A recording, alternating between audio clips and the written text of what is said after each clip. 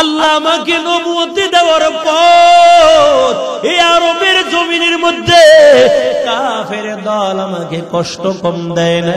ও খাদিজা, আমি যখন মক্কার জমিন দিয়ে হাঁটতাম, ছোট্ট ছোট্ট বাচ্চারাও আমার গায়ের মধ্যে পাথরগুলো মারত আর বলতো, দেখ পাগল যায়, এমন বলতো। আর আমার গায়ের মধ্যে পাথর মারতাম, কিন্তু ওই মুসিবতের সময় খাদিজা তুমি কালিমা পড়ে মুসলমান হয়েছ।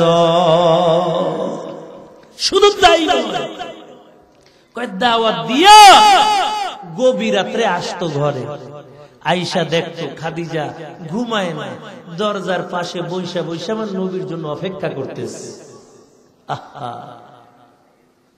কেমন ছিল খাদিজা! নবী ডাক দিতে, খাদিজা রাত বড় গভীর হয়ে গেল, ও খাদিজা তুমি কি ঘুমাও না? রাত্র অনেক, কেন ঘুমাও না? খাদিজা ডাক দিয়ে বলে, নবী আমি জানি আরবের জমিনের মধ্যে আপনার মাও নাই, আপনার বাবাও নাই, আপনি তো বড় এতিম, আপনাকে কি দেখবে? দেখার মতন আপনাকে কেউ নাই।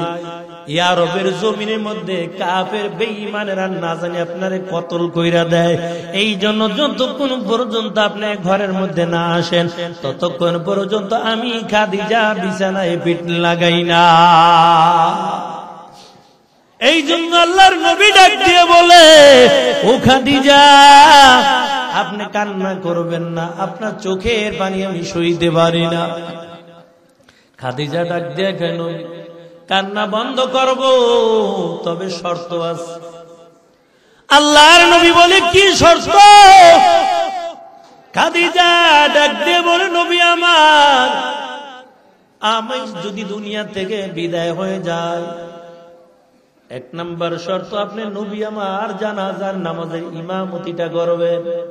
ও যুবক, ও বুড়া বাবাজিরা, যার একটা সন্তান আলেম বানাইছেন, কপাল বড় ভালো, কারণ আপনি মৃত্যুর পরে আপনার সন্তান জানাজার নামাজের ইমামতি করবে। এমন হতে পারে সন্তান যখন জানাজার নামাজে ইমামতি শুরু করবে, আর যখন দোয়াগুলো পড়তে থাকবে, চোখের পানি যখন ছেড়ে দিবে, দিলটা নরম করে দিবে, চোখের পানির উসিলা করিয়া আল্লাহ তাআলা ওই মা বাবার কবর আযাব আল্লাহ বন্ধ করে দিবে।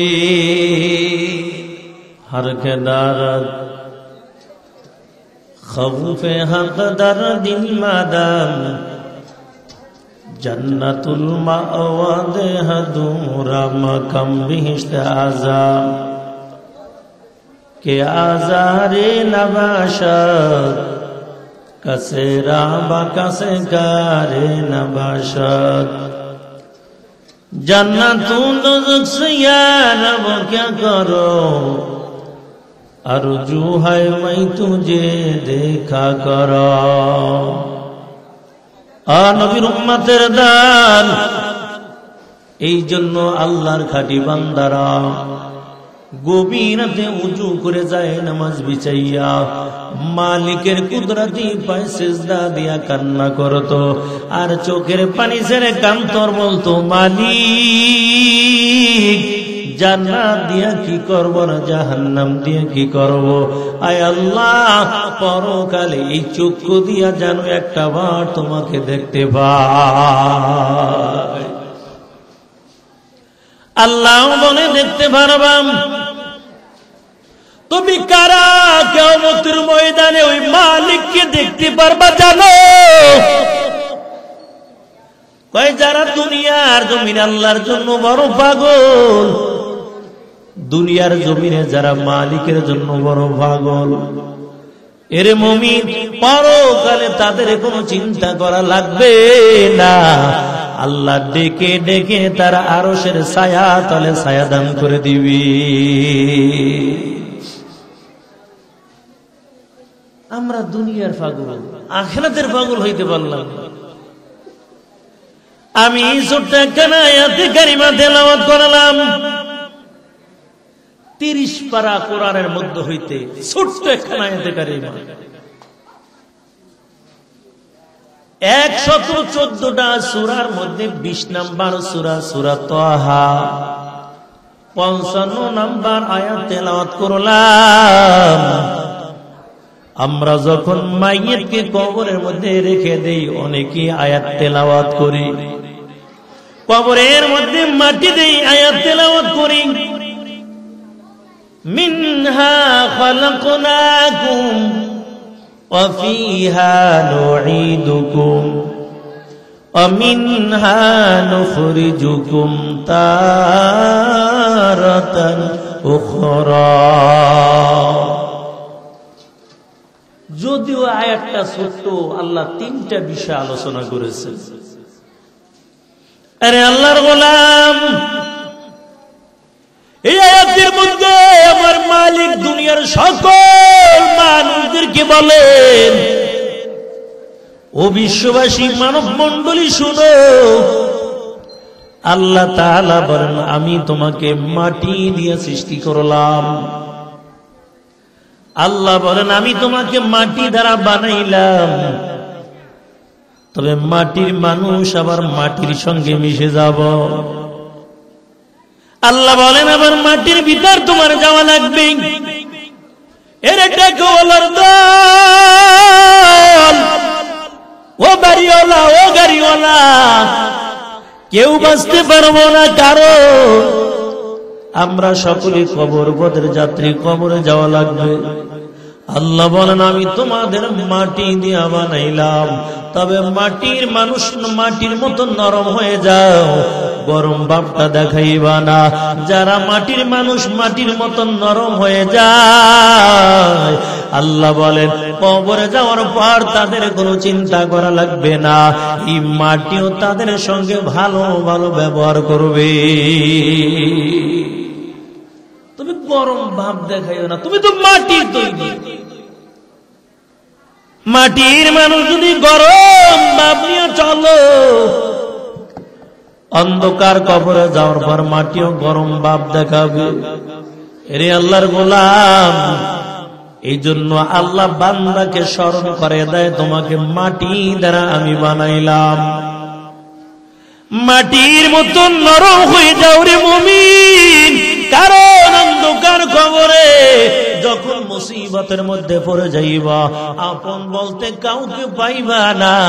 অন্ধকার কবরে আপন হবে একমাত্র আমার আল্লাহ, আর কেউ না। এই জন্য আল্লাহর পয়গম্বর বলেন, নবীর বিবি খাদিজাকে বলে, ও খাদিজা, কবরের কথা স্মরণ করো, কারণ কবরের কথা স্মরণ করলে দিলটা নরম হয়ে যায়। কোন ব্যক্তি যদি দৈনিক 20 বার কবরের কথা চিন্তা করে, মৃত্যুর কথা চিন্তা করে, ওই দিন যদি ওই ব্যক্তি মারা যায়, আল্লাহ তারে মাফ কইরা শহীদি দরজা দান করে দিবেন।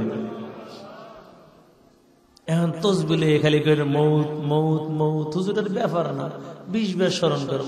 আরে না, মৃত্যুর ভয় যার ভিতরে থাকবে, কবর চিন্তা যার ভিতরে আছে, ওই ব্যক্তি কখনো গুনাহ করতে পারে না। এরে মুমিন মুসলমান গোলাম, এই জন্য মায়ার নবী জানায়, ও খাদিজা, কবরের কথা বেশি বেশি স্মরণ করো, কারণ অন্ধকার কবর বড় কঠিন জায়গা। অন্ধকার কবরে আপন কেউ নাই, মুসিবতের মধ্যে পড়ে গেলে কাউকে পাইবা না। আমার নবী ফাতেমাকেও বলে, ফাতেমা, কবরে চিন্তা করো, কারণ কবরের মধ্যে যাওয়ার পর তুমি যদি বলো আমি নবীর কন্যা ছিলাম, কোনো লাভ হবে না। কারণ কবরের মধ্যে দেখবে নেক আমল আছে কিনা, ভালো আমল নিয়ে যদি কবরে যাও, ওই কবর তোমার সঙ্গে ভালো ব্যবহার করবে। এরে আল্লাহর গোলাম, এই জন্য মায়ার নবী জানায়, ও খাদিজা, কবরের চিন্তা বেশি বেশি করে করো। খাদিজা কবরের চিন্তা যখন করতেছে, জমিনের মধ্যে গড়ায় আর এমন ভাবে কাঁদে, নবীর কন্যা ফাতেমা তাড়াতাড়ি দৌড়াইয়া আমার নবীর কাছে যাইয়া বলে, আব্বা জান, কেমন জানি আম্মা জান জমিনের মধ্যে গড়ায় আর কান্না করে, এমন কোনদিন মাকে কান্না করতে দেখি নাই। ও আব্বা জান, একটু জলদি করে বাড়ি চলেন, আমার আম্মা জান কেমন জানি কান্না করে আর জমিনে গড়ায়। মায়ের নবী যখন খাদিজার ঘরের কিনারায় হাজির হয়ে গেল, আল্লাহর নবী নজর দিয়া দেখে খাদিজা কাঁদে। আল্লাহর পয়গম্বর ডাক দেয়া বলে, খাদিজা বলো তোমার দিলের মধ্যে এমন কি দুঃখ? ও খাদিজা, তুমি এমন ভাবে কেন তুমি কাঁদতেছো বলো? খাদিজা ডাক দেয়া বলে, পয়গম্বর কবর চিন্তা করতে বলেছেন। ও নবী আমার, যখন আমার দিলের মধ্যে কবরের চিন্তা চলে আসে, আমি আর ঠিক থাকতে পারি না। কারণ দুনিয়ার জমিনের মধ্যে যদি আমি মুসিবতে পড়ে যাই, আপনি নবী আমার কাছে দাঁড়িয়ে যান। ও নবী আমার, ওই অন্ধকার কবরের মধ্যে আমি খাদিজা যদি মুসিবতের মধ্যে পড়ে যাই, বলে অন্ধকার কবরে আমি আপন কাকে পাইব? এই জন্য কবরে চিন্তায় আমি খাদিজা কান্না করতেছি। নবী ডাক দিয়া বলে, খাদিজা কান্না করা লাগবে না, কারণ তোমার জন্য আমি মালিকের কাছে দোয়া করলাম, আমার আল্লাহ পরকালে তোমাকে জান্নাতের মেহমান বানাইয়া দিবি। কারণ খাদিজা তো সাধারণ মহিলাদের মতো না, আরবের জমিনের মধ্যে সবচেয়ে ধনী ব্যক্তি ছিল খাদিজা, সম্পত্তির কোনো অভাব নাই, সবচেয়ে বড় টাকাওয়ালা। আমার নবীকে বিবাহ করার পর ওই খাদিজা ডাক দিয়া বলে, নবী আপনার কোনো চিন্তা লাগবে না, কারণ আমি খাদিজা হলাম আরবের মধ্যে সবচেয়ে ধনট্ট ব্যক্তি। ও নবী আমার, আমি খাদিজার যত সম্পদ আছে সব মালের মালিক আপনি নবীকে আমি বানিয়ে দিলাম, সব মালের মালিক এখন থেকে আপনি। আর আপনার আমার বিবির কাছে 500 টাকা হাওলাত করলে ডেলি 10 বার খুঁজে তাড়াতাড়ি 500 টাকা দেয়, না দিয়ে উপায় নাই, ডেলি 10 বার খুঁজে। আলহামদুলিল্লাহ, আপনাদের ফেনী নোয়াখালীর মহিলা খুব ভালো। এরে মুসলমান আল্লাহর গোলাম, ওই খাদিজা ডাক দিয়া বলে, পয়গম্বর আমার যত মাল আছে সব মালের মালিক আপনাকে আমি বানাইলাম। এই খাদিজা কেমন অসহায় হয়ে দাঁড়াইছে, খাদিজার কিচ্ছু নাই, কিচ্ছু নাই, সব মালগুলো আল্লাহর নবী দান করে দিয়ে দিল। নবী যখন যুদ্ধের ময়দান থেকে বাড়ি হাজির, আম্মা জান আয়েশা 2টা খেজুর দিছে। ও পয়গম্বর, এই খেজুর 2টা আপনি খান, ঘরের মধ্যে আর কোনো খাবার নাই। আমার নবী একটা খেজুর খাইলেন, আর একটা খেজুর খাদিজার জন্য রেখে দেয়। মায়ার নবী খেজুরটা নিয়ে খাদিজার হাতের মধ্যে দেয়। খাদিজার হাতের মধ্যে যখন খেজুরটা দিয়া দিল, খাদিজার পোশাকের দিকে তাকাইয়া আমার নবী চোখের পানি ছেড়ে দিয়েছে, কারণ খাদিজার জামার মধ্যে অনেকগুলো তালি দেখা যায়। নবী কাঁদে আর বলে, খাদিজা এই আরবের জমিনের মধ্যে আপনি বড় টাকার মালিক, আজকে আপনি তালি দেওয়া সিরা জামাগুলো গায়ে দেন। ও খাদিজা, আপনার কি দিলের মধ্যে কোনো কষ্ট লাগে কিনা বলেন? খাদিজা বলে, নবী আমার দিলের মধ্যে কোনো কষ্ট নাই, কারণ আমি ভালো করে জানি আপনি মালগুলো জমা রেখে দেন নাই, বরং সব মালগুলো আপনি আল্লাহ রাস্তায় দান করে দিয়েছে, এটা আমি ভালো করে জানি। ও পয়গম্বর, তবে আমার দিলের মধ্যে কোনো দুঃখ নাই। কে সেই খাদিজা যারা আরবের জমিনের মধ্যে এখনো যান বাইতুল্লাহ তওয়াফ করার জন্য? হাজী সাহেবদেরকে ওই যে মুআল্লিম দেখা যায় বিভিন্ন জায়গার মধ্যে সফর করায়, কত সুন্দর হেরা গুহায় নিয়ে যায়, জাবালে সুর দেখার জন্য নিয়ে যায়। যেই জায়গায় কোরআন নাজিল হয়েছে ওই পাহাড়টা দেখার জন্য হাজী সাহেবদেরকে ওই জায়গায় নিয়ে যায়। তবে সব হাজিরা ওই পাহাড়ে উঠার জন্য সাহস করে না, কারণ পাহাড়টা একটু ছোট না। ওই পাহাড়ে উঠতে নামতে প্রায় 2 থেকে 2.5 ঘন্টা সময় লেগে যায়। এত বড় পাহাড়, একটু জুয়ান মানুষ একবার উঠলে দ্বিতীয়বার ওঠার সাহস পাবে না। অথচ সৌদি সরকার এখন পাহাড় কেটে আস্তে আস্তে পাথর কেটে কেটে সিঁড়ি বানাইয়ে দিচ্ছে। আমার নবীর জন্য খাদিজা পাহাড়ে খাবার নিয়ে যায়। প্রতিদিন আল্লাহ রসুলের জন্য খাবার নিয়ে পাহাড় বেয়ে বেয়ে ওখানে রসুলের জন্য খাবার নিয়ে যায়। খাদিজা বড় অসুস্থ, দুর্বল হয়ে গেছে, অসুস্থ, খাবার নিয়ে পাহাড় বেয়ে বেয়ে উঠতেছে। আপনার আমার নবী খাদিজার দিকে তাকানো। খাদিজা অসুস্থ, তারপরে খাবার নিয়ে পাহাড়ের উপরে উঠতেছে। রে আল্লাহর গোলাম, খাদিজা এক কদম উঠে আবার দাঁড়িয়ে যায়, কারণ পাহাড় বেয়ে উঠতে বড় কষ্ট হয়। আপনার আমার নবী খাদিজার দিকে তাকাইয়া তাকাইয়া হাসতেছে। খাদিজা কয়, আমি এত কষ্ট করিয়া পাহাড় বাইয়া বাইয়া উঠতেছি, নবী তো আমার দিকে আফসুস করবে। রাসূল আফসুস না করে আমার দিকে তাকাইয়া আরো হাসতেছে। আল্লাহর পয়গম্বর আমার দিকে তাকাইয়া কেন হাসেন? খাবার নিয়ে নবীর কাছে যাওয়ার পর ডাক দিয়া কয়, পয়গম্বর আপনি আমার দিকে তাকাইয়া হাসেন, জানেন আমার উঠতে বড় কষ্ট হয়, কারণ আজকে শরীরটা তেমন ভালো না, আমিও তো বড় অসুস্থ, আমার উঠতে বড় কষ্ট হয়, আর আপনি আমার দিকে তাকাইয়া তাকাইয়া হাসেন। নবী কয়, ও খাদিজা কেন হাসলাম তুমি তো জানো না, তুমি পাহাড় বেয়ে বেয়ে যখন উঠতেছো তখন আল্লাহ জিবরাইলকে পাঠাইয়া আল্লাহ তাআলা জিবরাইলের মাধ্যমে তোমাকে সালাম জানাইছে, এই জন্য হাসতেছি, আল্লাহ তোমারে কবুল করে ফেলাইছে।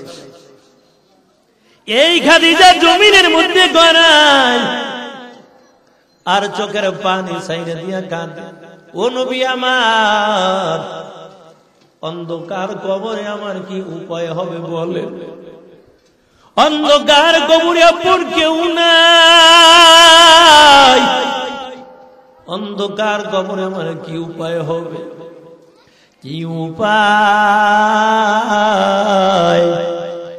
হবে আমার কবরে?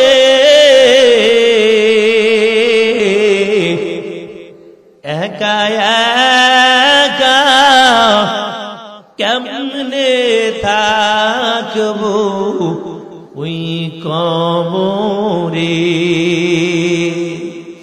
একা একা কেমনে থাকবো কবরে?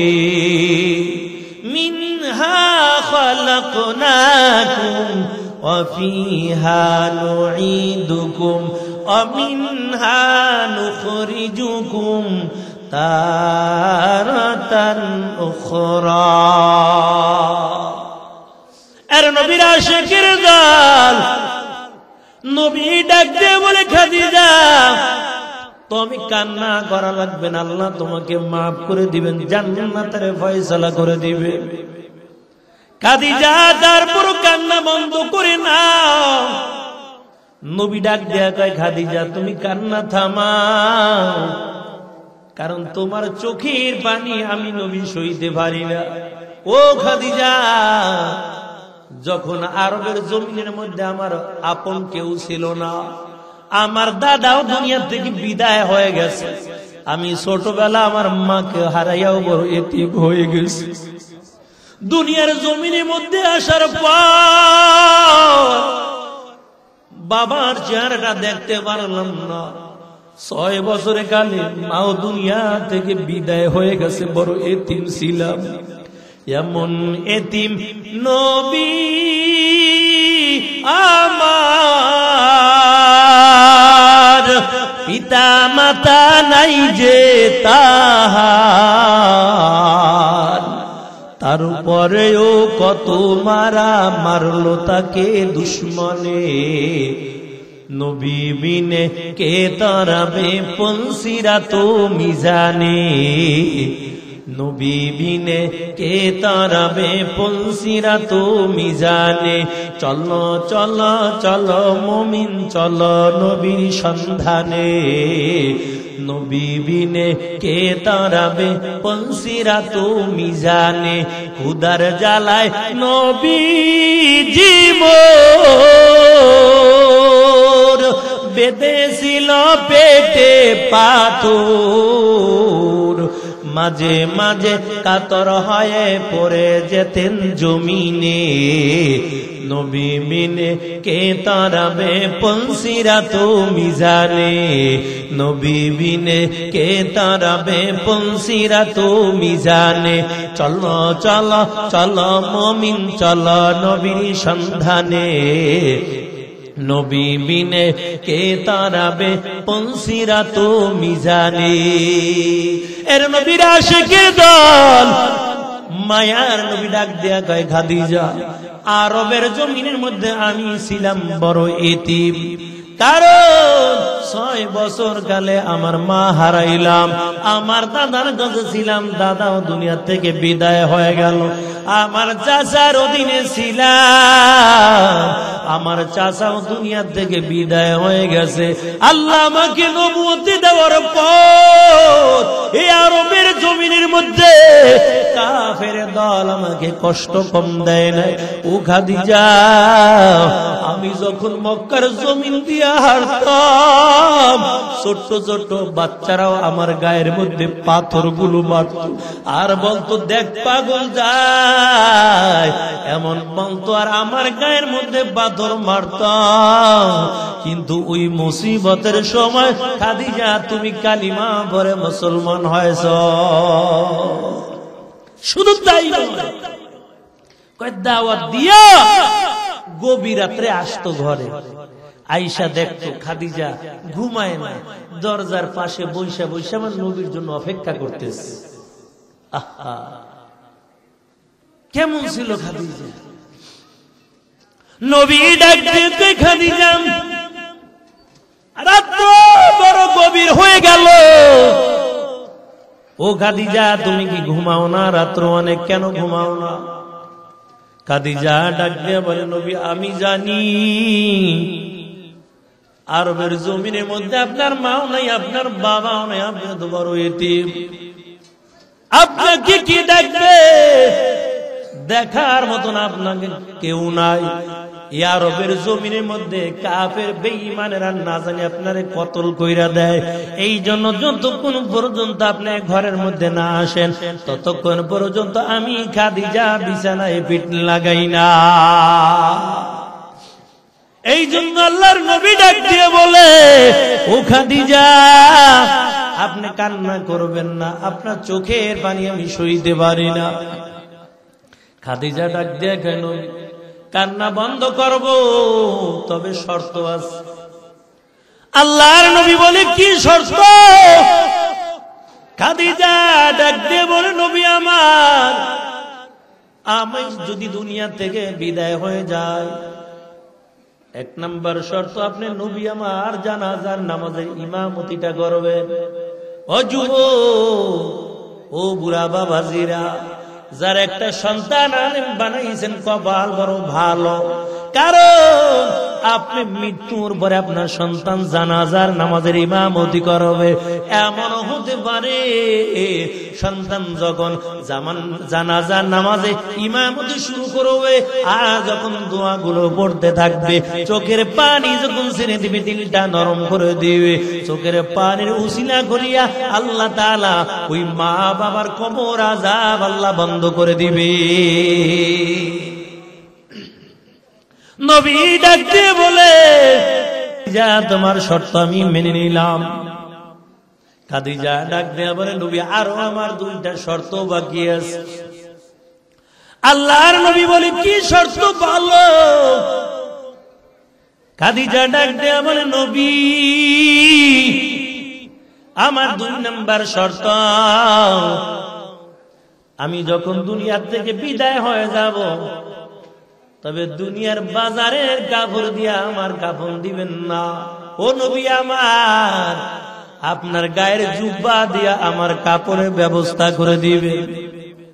কারণ অন্ধকার কবরে রাখার পর 2 পাশের মাটিগুলো যখন আমাকে 2 পাশ থেকে চাপ দিবে, আপনার নবীর গায়ের জুব্বার ঘেরান যখন মাটি বেয়ে যাবে, ওই মাটি আর আমি খাদিজাকে চাপ দেওয়ার সাহস পাবে না।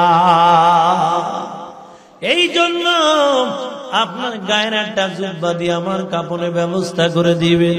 ও নবী আমার 3 নম্বর শর্ত, আমাকে কবরের মধ্যে রাখার পর আপনি কিন্তু ঘরে আসবেন না, আপনি আমার কবরের পাশে দাঁড়ানো থাকবেন। ও পয়গম্বর, আপনি নবীকে ছাড়া আমি ঘুমাইতে পারতাম না। ও পয়গম্বর, আমি খাদিজাকে কবরের মধ্যে রাখার পর আপনি ঘরে আইসা ঘুমাবেন না। কারণ মুনকার নাকির যখন আমাকে প্রশ্ন করবে, যদি মুনকার নাকিরে বড় আকৃতি দেখার পর এমনও হতে পারে আমি আমার রবের নামটা ভুলেও যেতে পারি। আইসা প্রশ্ন করবে, মান রব্বুকা, তোমার রবের পরিচয় দাও, মায়ার নবীর পরিচয় দাও, দ্বীনের পরিচয় দাও।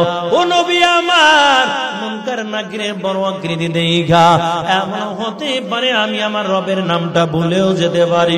এই জন্য আপনি কবরের পাশে দাঁড়ানো থাকবেন, কারণ মুনকার নাকির যখন আমাকে প্রশ্ন করবে, আমার পক্ষ হইতে আপনি নিজে নবী উত্তর দিয়া দিবে। আপনি বাড়িতে আসবেন না, দাঁড়াইয়ে থাকবেন, আমি উত্তর দিতে পারবো না। আমার নবী ডাক দিয়ে, তুই খাদিজা, তোমার শর্ত আমি মেনে নিলাম। কিছুদিন পর খাদিজা দুনিয়া থেকে বিদায় হয়ে গেল।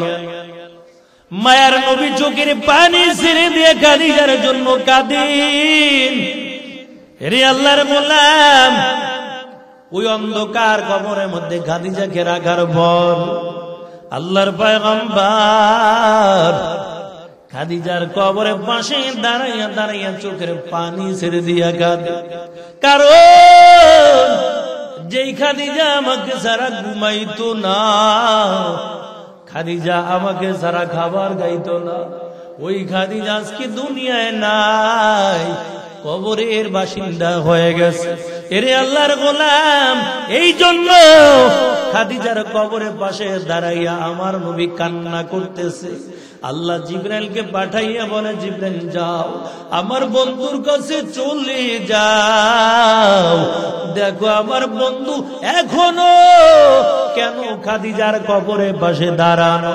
জিবরাইল আমিন সালাম দিয়া বলে, নবী আমার, রাত্র অনেক হয়ে গেছে, আপনি কেন এখনো গভীর রাত পর্যন্ত এই খাদিজার কবরের পাশে দাঁড়ানো? আল্লাহর নবী ডাক দিয়ে কয়, জিবরাইল, আমি খাদিজার সঙ্গে ওয়াদা করেছিলাম মুনকার নাকির প্রশ্ন করবি, খাদিজার পক্ষ হইতে আমি উত্তর দিয়ে দিব। কই এখন পর্যন্ত মুনকার নাকির আসেন, আমি উত্তর দিতে পারি না। আল্লাহ বলে, জিবরাইল আমার বন্ধুকে বলো, খাদিজার চিন্তা আপনার করা লাগবে না, কারণ খাদিজার কবরটা ফেরেশতার মাধ্যমে আল্লাহ জান্নাতের বাগান বানিয়ে দিয়েছে। এর নবীর আশিকের দল।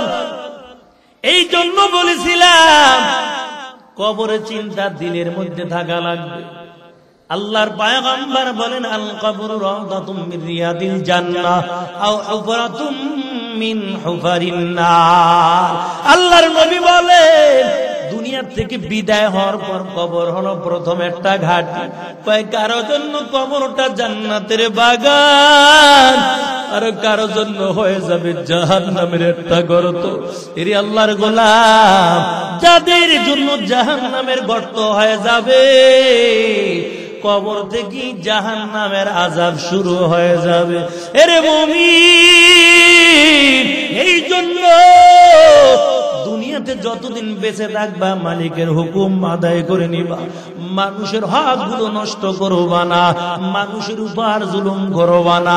আল্লাহর নবী জানায়, ও সাহাবায়ে কেরাম শুনো, কিয়ামতের ময়দানে একদল মানুষ বড় আমলের গাঁটটি নিয়ে আল্লাহর সামনে দাঁড়িয়ে যাবে।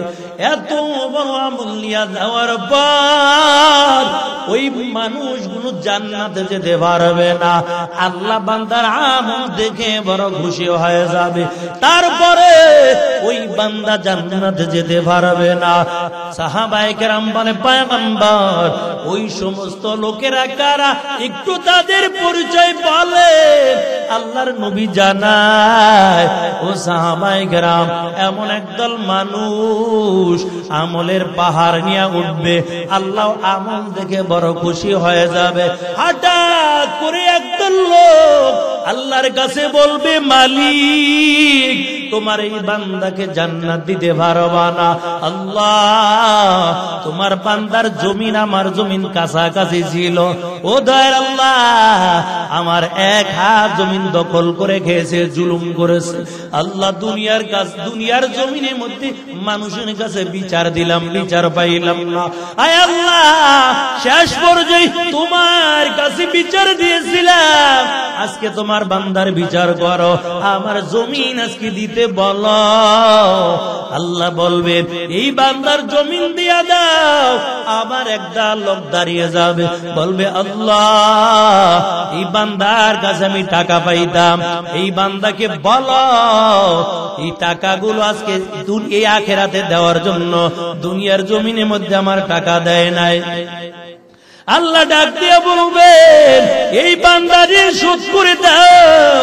এরে আল্লাহর গোলাম, এমন করে করে পাওনাদার দাঁড়িয়ে যাবে, বান্দার নেক দিতে দিতে দিতে দিতে আমল নামা শূন্য হয়ে যাবে। কারণ আখিরাতের ময়দানে বান্দা টাকাও পাবে না, জমিনও পাবে না। এই জন্য বান্দা নেকগুলো দিতে থাকবে, কত হজের নেক দিয়া দিবে, কত যাকাতের নেক দিয়া দিবে, কত রোজার নেকগুলো দিয়া দিবে। দিতে দিতে আমল নামা বড় শূন্য হয়ে যাবে, আরো পাওনাদার থাকবে। ডাক দিয়া বলবে, আল্লাহ, আমি তো আরো পাবো, আমার পাওনা গুলো দিতে বলো। আল্লাহ ডাক দিয়া বলবে, এরে বান্দা, এই বান্দার গুনাহগুলো তোমার আমল নামার মধ্যে আনো, আর তোমার নেকগুলো এখন বান্দাকে দিয়া দাও। এমন করে করে ওই সমস্ত মানুষের হক আদায় করতে যাইয়া আল্লাহর বান্দার কোনো নেক থাকবে না, আমল নামা বড় শূন্য হয়ে যাবে। কিয়ামতের ময়দানে বান্দা নিজের গোশত নিজে মুখ দিয়া চিবাইতে থাকবে, হাতের গোশতগুলো মুখের দাঁত দিয়া চিবাইতে থাকবে, আর বলবে, হায় আফসোস, দুনিয়ার জমিনে সামান্য হায়াত পাইয়া কেন জুলুম করলাম, কেন মানুষের হকগুলো নষ্ট করলাম। যদি মানুষের হক নষ্ট না করতাম, আজকে কিয়ামতের ময়দানে আমার এমন অবস্থা হতো না। এরে আল্লাহর গোলাম, এই জন্য তোমার পায়ে হাত রেখেও বলে যায়, মানুষের হক নষ্ট করবা না, মানুষের উপর জুলুম করবা না। কারণ আমাদের সকলের আসল বাড়ি হলো ওই কবর। কবর যাওয়া লাগবে, না যাইয়া উপায় নাই। মানুষের উপরে জুলুম কইরা, মানুষকে ঠগাইয়া বাড়ি গাড়ি করবে, সন্তানেরা আরাম আয়েশ ভোগ করবে, কবরের মধ্যে তিনখানা শুধু সাদা কাপড় নিয়ে যাবে, আর কিচ্ছু আপনার সাথে যাবে না।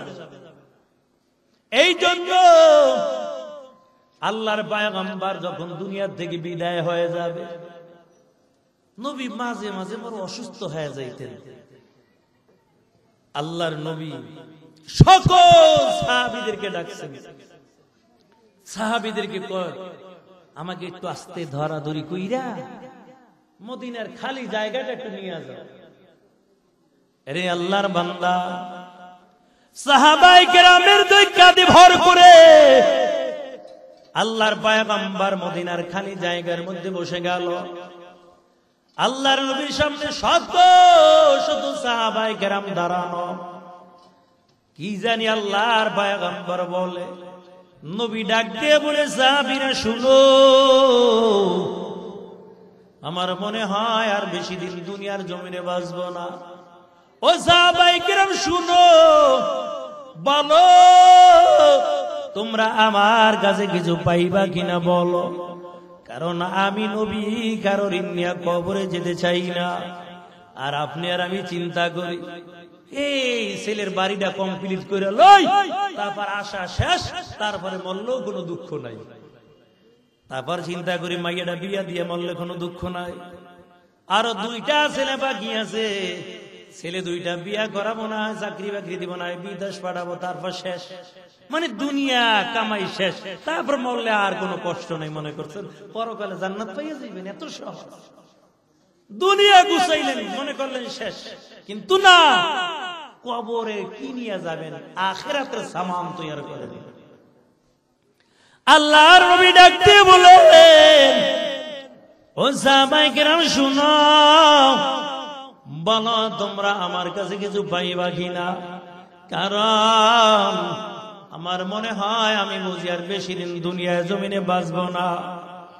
আবু বকর চোখের পানি ছেড়ে দিয়া কাঁদে, ওসমান আলী কান্নার আওয়াজ, নবীকে বুঝি হারাইব, আর বুঝি মায়ার নবীরে দেখতে পারবো না।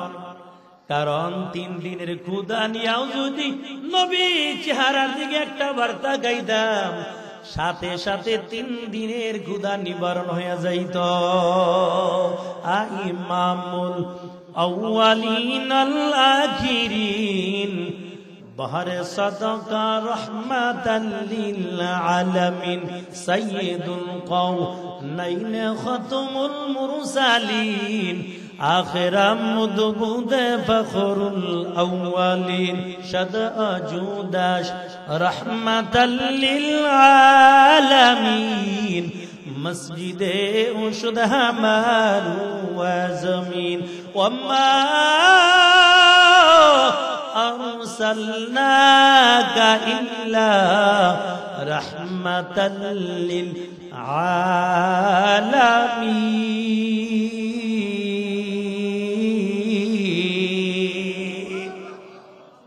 আরে নবীর আশিকের দল, আল্লাহর পয়গম্বর ডাক দিয়ে বলে, ও সাহাবায়ে কেরাম বলো আমার কাছে তোমরা কিছু পাইবা কিনা। আবু বকর কাঁদে, আমার নবী বুঝিয়া দুনিয়ায় বাঁচবে না। বেলালের কান্নার আওয়াজ, আমার নবী বুঝিয়ার দুনিয়ায় থাকবে না। হঠাৎ করে একজন সাহাবী দাঁড়াইয়া বলে, নবী আমি আপনার কাছে পাইব। ও পয়গম্বর, আজকে আপনি আমার ঋণগুলো শোধ করে দেন। নবী ডাক দিয়ে বলে, কি পাইবা বলো। সাহাবী ডাক দিয়া বলে, ও নবী আমার, একদিন আপনার কাছে একজন ভিক্ষুক এসেছিল, আপনার কাছে টাকা ছিল না, আমার কাছ থেকে 3 দিরহাম নিয়ে ভিক্ষুককে দিয়েছিলেন। ওই 3 দিরহাম এখন পর্যন্ত আমাকে দেন নাই, আজকে 3 দিরহাম দিয়ে দেন। আল্লাহর নবী ফজলকে ডাক দিয়া বলে, ফজল এই সাহাবীকে 3 দিরহাম দিয়া দাও। আল্লাহর নবী আবার ডাক দিয়া বলে, ও সাহাবায়ে কেরাম বলো তোমরা আমার কাছে আর কিছু পাইবা কিনা। হঠাৎ করে আর একজন সাহাবী দাঁড়াইয়া যায়, আর ডাক দিয়া বলে, নবী আমার, আমি আপনার কাছে পাইব, আপনি আমার কাছে ঋণী আছেন। আল্লাহর নবী ডাক দিয়া বলে, বলো কি তুমি আমার কাছে পাইবা। সাহাবী ডাক দিয়া বলে, নবী আপনিও যুদ্ধের ময়দানে ছিলেন, আমিও যুদ্ধের ময়দানে ছিলাম, তবে আপনি ঘোড়ার পিঠে বসে বসে চাবুক ঘোরাইতেছিলেন। ও নবী আমার, ভুলবশত আপনার অজান্তে চাবুকের আঘাত আমার পিঠের মধ্যে লেগে গেছে। ও আল্লাহর পয়গম্বর, ওই চাবুকের আঘাত আমার পিঠের মধ্যে লাগছে, ওই চাবুকের আঘাত আজকে আমি আপনার গায়ের মধ্যে করতে চাই। আবু বকর ডাক দেয়া বলে, রে সাহাবী, তুই কি পাগল হয়ে গেলি নাকি? আমার নবীর গায়ের মধ্যে চাবুকের আঘাত কেমন করে করবি বল? কারণ আমার নবী কি তায়েফের জমিনের মধ্যে কষ্ট কম দেয় না? আল্লাহ নবীকে উহুদের জমিনের মধ্যে কষ্ট কম দেয় না। যে উহুদের জমিনের মধ্যে আল্লাহর পয়গম্বর 1000 সাহাবায়ে কেরামদেরকে নিয়ে আল্লাহর পয়গম্বর যুদ্ধ করার জন্য চলে গেলেন। ওই উহুদের জমিনের মধ্যে 70 জন সাহাবায়ে কেরাম শাহাদাত বরণ করলেন। 70 জন সাহাবী শাহাদাত বরণ করে জান্নাতের মেহমান হয়ে গেলেন। আল্লাহর নবীর গায়ের মধ্যে এমন ভাবে পাথরগুলো নিক্ষেপ করা শুরু করলো, নবীর গায়ের মধ্যে যখন পাথর মারতেছে, আল্লাহর কি কুদরত! ওই আরবের জমিনের মধ্যে পাথরের পাহাড়টা 2টা ভাগ হইয়া ডাক দিছে, ও নবী আমার, আপনি আমার মধ্যে আসেন, আপনার কোনো চিন্তা করা লাগবে না, আমার মধ্যে আশ্রয় নিয়ে যান। আল্লাহর নবীকে পাহাড় 2টা ভাগ হইয়া আমার নবীকে আশ্রয় দেওয়ার জন্য ডাকতেছে। যারা এখনো উহুদের ময়দানে চলে যান, ওই পাহাড়টা এখন পর্যন্ত ফাটা হাজী সাহেবেরা দেখতে পায়, এখন ফাটা। এর নবীর উম্মতের দল। আবু বকর চোখের পানি ছাইড়া দিয়ে কাঁদে আর করে, সাহাবী, তুই কি পাগল হয়ে গেলি নাকি আমার নবীর গায়ের মধ্যে আঘাত করবি? আমার নবী তো মক্কার জমিনের মধ্যে মারি কম খায় নাই, কেমন করে আবার আঘাত করবা? আজকে তো ইসলামের বিজয় হয়ে গেছে, এখন কেমন করে আঘাত করবা? রে সাহাবী, তবে আমার সামনে নবীর গায়ের মধ্যে আঘাত করিস। আমি নবীকে দিল দিয়া, আমি নবীকে বড় ভালোবাসি। আমার নবীর জন্য আমার জীবনটা আমি আবু বকর দিয়ে দিতে পারি। কারণ আবু বকর ছিল আরবের মধ্যে বড় একজন ধনীও ছিল, মালের অভাব ছিল না। আবু বকর আমার নবীর ভালোবাসায় সব মালগুলো আল্লাহর রাস্তায় দান করে দিয়েছে। আবু বকরে কিছুই নাই, নবী যুদ্ধের ময়দানে যাবেন, আল্লাহর নবী চাদর বিছাইয়া দিছে, কে কি বারো দাও। আজকে আবু বকর কি দিবে? আবু বকরে তো মাল নাই। ওসমান বলে, আমার মাল বেশি, আজকে নেকও আমি বেশি পাবো। মালগুলো 3টা ভাগ করে 1টা ভাগ দিয়ে দেয়। নবী কয়, ওসমান কি আনছো আর কি রাইখা আসছো? ওসমান ডাক দিয়ে বলে, পয়গম্বর, 3 ভাগের 1 ভাগ আনলাম আর 2 ভাগ রাইখা আসছি। ওমর মাল নিয়ে গেছে, কয়, আজকে আবু বকর আমার সঙ্গে নেক দিয়ে পারবে না। ওরে ওমর, আজকে কি আনছো? ওমর কয়, হুজুর অর্ধেক আনছি আর অর্ধেক বাড়ি রাইখা আসছি। আবু বকর কয়, এত মালের মধ্যে আমি কি দিব? ছোট্ট একটা পোল্টার মধ্যে অল্প কিছু মাল নিয়ে ওই এক কোনায় বইয়া রয়েছে। নবী ডাক দিছে, আবু বকর, আপনি কি আনছেন আর কি বাড়ি রাইখা আসছেন? আবু বকর চোখের পানি গুলো ছেড়ে দিছে, ও পয়গম্বর, আমি আবু বকরের কিচ্ছু নাই, ঘরের মধ্যে যা ছিল সব কাছাই আপনার সামনে হাজির করছি। এখন আমার ঘরের মধ্যে আল্লাহ এবং আল্লাহর রাসূল আছে, কিচ্ছু নাই। আমার নবীর কাছে চোখের পানি ছাইরে দিয়ে কয়, নবী, আমার কিছুই নেই, সব নিয়ে আসছে। আল্লাহর নবী ডাক দিয়ে, আবু বকর, আপনার ঘরের মধ্যে কিছুই নাই, সব আল্লাহর রাস্তায় দান করেছেন। আপনার তো মালের অভাব ছিল না, আজকে এমন অবস্থা। একদিন নবীর কাছে আবু বকর একটা সালার শর্ট গাই দিয়ে নবীর কাছে হাজির। এক জায়গার মধ্যে আবু বকর একটা সালার শর্ট গাই দিয়ে বসে আছে।